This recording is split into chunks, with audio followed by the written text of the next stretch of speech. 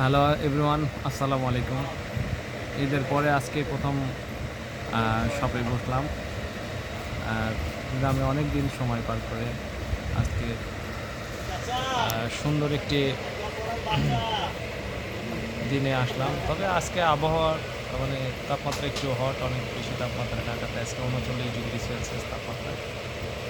সবাই একটু রোদ থেকে দূরে থাকবেন। আসলে তাপমাত্রা বেশি তো অনেক ক্ষেত্রে হাই প্রেশার বা অনেক সময় হিটের কারণে অনেকের স্ট্রোক হতে পারে, অনেক সমস্যা হয়। তো অনেকের স্বাস্থ্যর দিকে একটু খেয়াল রাখবেন। যাই হোক, সবাই কেমন আছেন? আশা করি ঈদ সবার ভালো কাটছে।